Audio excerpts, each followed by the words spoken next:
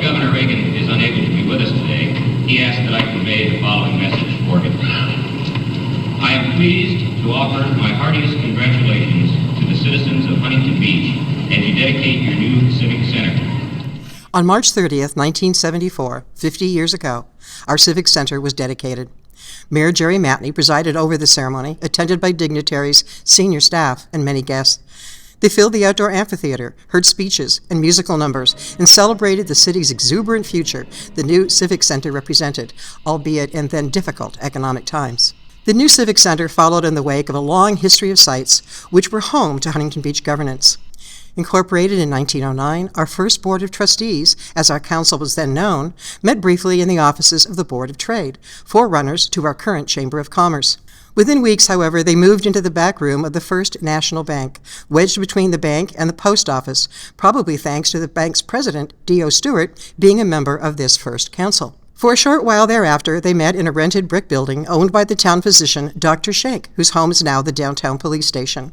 In 1920, oil discovery led to a huge increase in population almost overnight. The need for increased city services ballooned. A 1921 vote to raise money for the new Civic Center was declared invalid, but that December, Resolution 370 was passed. It authorized bond funds to build a city hall, a new public assembly auditorium, Memorial Hall, and even $10,000 for new fire apparatus. A centrally located 3.23-acre site bounded by Orange, Main, 5th, and 6th Streets was chosen.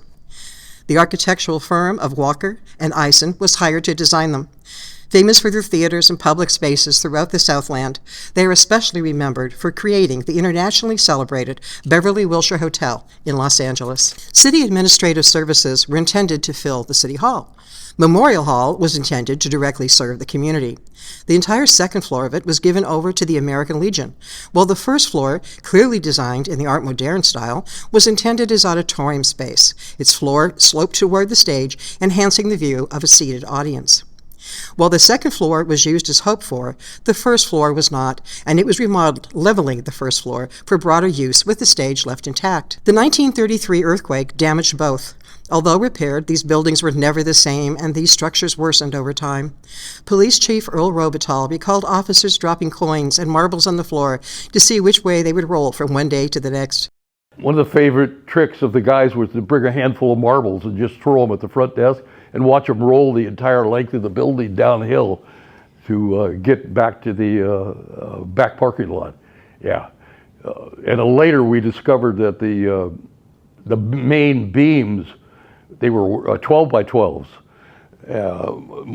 Helen Cowling was the records clerk, supervisor at that time. She came down and complained to me and on a number of occasions about the girls felt the building actually moving upstairs in records. And so I set a guy up and he went up into the attic of the upper floor, and the 12 by 12s had moved to a point where there was now overlapping by 1 inch. It was 1 inch holding the upper floor together, and they weren't bolted and they weren't nailed. They were just from the pressure of the weight of the building. The mortar of the bricks was so deteriorated that prisoners could and did dig it out with only their fingernails, hastening a few escapes. Support beams were found to be completely disconnected, and the whole thing was deemed so unsafe that only storage of seasonal athletic equipment was risked remaining in the basement. In time, the City Hall proved to be simply too small. Our city administration, personnel, city clerk, and city attorney's offices were crowded into the small and decrepit nearby building that was originally home to the Horseshoe Club. The first floor of Memorial Hall became home to city administration and financial offices, and the city council took over the rest of it. All in all, this ragged collection of buildings was simply too small and too decrepit, and a new home where city administration and services could be located with room for growth was sought. The motion is to adjourn to Monday, April the 1st at 5:30 in the new council chambers for a dry run of the new equipment. Who had that motion? I did. Great. Amen. By the 1960s, Huntington Beach grew at an astronomical rate. For years, ours was considered the fastest-growing city in the nation. Site selection was strongly debated. Many favored a new city complex closer to the existing downtown. Another championed location was the undeveloped farmland at Warner and Golden West. Still, with special consideration of the city's future expansion, the site chosen was directly across from Huntington Beach High School. The area was largely fallow, dotted with old agricultural buildings. Architect Kurt Meyer was chosen to lead the process, aided by the firm of Hunold, Rebsamen, and Rex. Years later, in 2003, he was named a Modern Master of Architecture, in part for his design of our city complex. Meyer's architectural philosophy was to build according to the function of the intended structure, not to be a slave to artistic vision.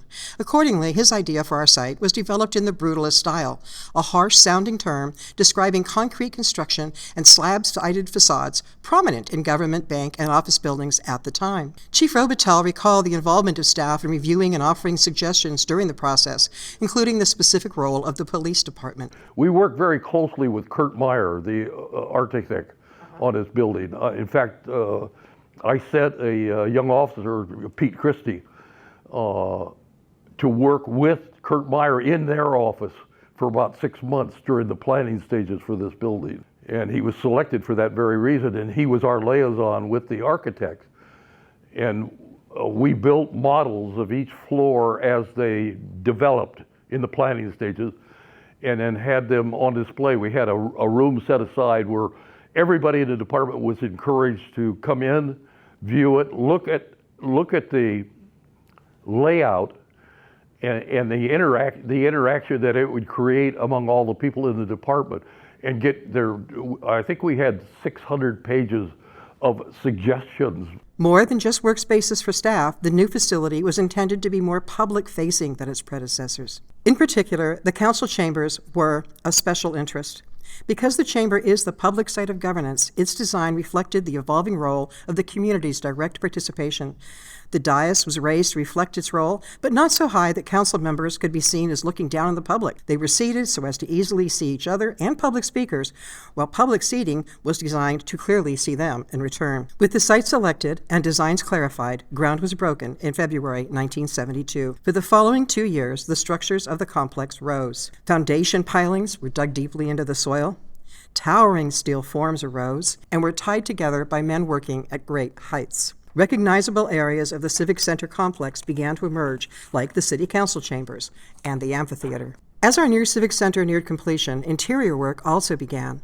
The purchase order for furniture was the largest the city had ever issued. It took a year to plan the $290,000 expenditure. Various services and departments scattered across other sites and buildings began moving in. Many, like community development, economic development, and the city clerk's office, occupy the same offices today, while others have moved within City Hall. City Council offices originally occupied the 5th floor, and Human Resources now has lower space. The Parks and Recreation Department came from as far away as the old former barracks building in 17th Street Park. Other departments have receded from our thoughts. Our Civil Defense Department, as had been the case in the old facility, installed an emergency operating center in the basement. The whole complex was often called Bunker Hill because the basement also contained areas in which staff and elected officials could seek shelter. Technology was a key component of the complex.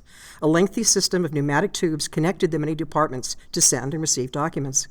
The new data processing department, located in the City Hall basement, hinted at their obsolescence and foretold the future important role of information technology. They didn't anticipate the growth, and they also didn't anticipate, quite frankly, the most important thing was the IT world and the storage for computers and all of the data requirements and all the security requirements, the equipment that has to come in there. For some, the move was easy. For others, it was complex. You really didn't have an IT staff when this started way back when. Now I've got a large IT staff, and I've got a lot of other staff that IT allows them to do their jobs more efficiently, so they're having more volume, which means I need more people to handle the more volume. And that's something that we have to plan for the future. People think that potentially AI is going to take away jobs. There's a lot of jobs here you can't take away with AI. An inspector needs to go inspect. He needs to see that. The technology to support that is robust and will only get more robust. The things that we do with code enforcement, they need to go see that. So all of our people here are viable and they're essential. So I think in the future we just need to plan to have the space so that they can do their jobs in a world of emerging technology. Finally, dedication day arrived. Dignitaries were welcomed, speeches were given, songs were sung, balloons released. Certificates of participation were given out to attendees who were an important part of the event. In their column, Downtown and Around Town, future Mayor Dave Garofalo and Buick dealer Bob Terry remembered the day. It was a cool Saturday morning, typical of many at this time, except for one thing. A crowd of about 200 was gathering. The tension was building, the police were everywhere, and the crowd was getting restless. Bob and I looked up at the police helicopter that was hovering above us. Washington sent a representative, as well as the governor's office in the state. Some might think that the biggest bank robbery in the history of Huntington Beach had just taken place. Not long after, the Huntington Beach News put out a special issue filled with congratulatory advertisements from all sorts of businesses. The Mushroom Farm offered its congratulations, as did the Beef Palace, the iconic butcher shop still in business today. While the buildings were complete, the exterior landscape took another 2 years. The sequoia tree, given by the Women's Division of the Chamber of Commerce, with its 3,000-year lifespan, was considered symbolic of the city's future. Our sister city, Ancho, Japan, contributed the beautiful stone lanterns and large welcoming fountains, enjoyed here by David Wentworth, great-great-grandson of the city's first mayor. Honoring more than a century of tradition, the Sand Dollars and the Women's Club installed a rose garden within sight of the amphitheater in 1976. Every reigning Miss Huntington Beach is represented by a rose bush there of her choosing. The City Hall structure changed somewhat again to ensure earthquake safety with a seismic retrofit in 2000.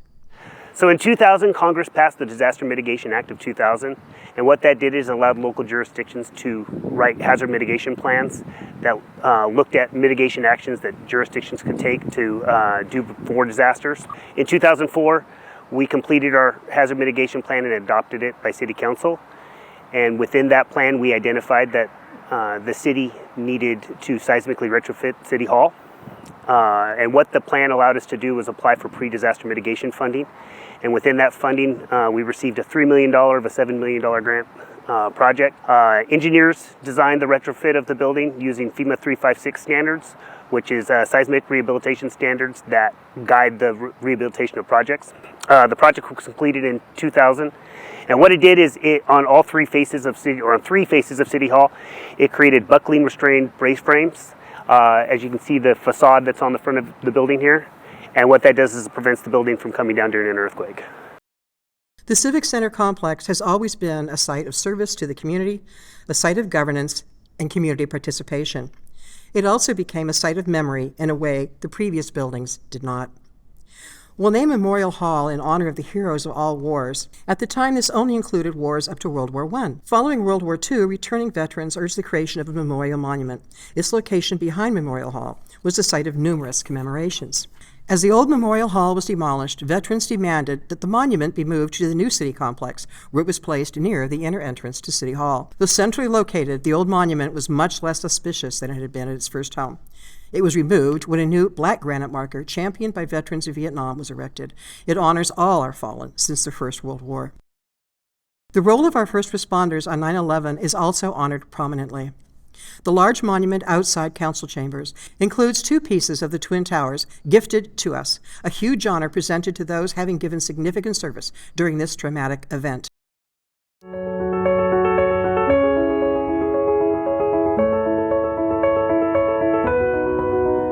We are honored to recognize the anniversary of our Civic Center, celebrating 50 years of service and 50 years of change.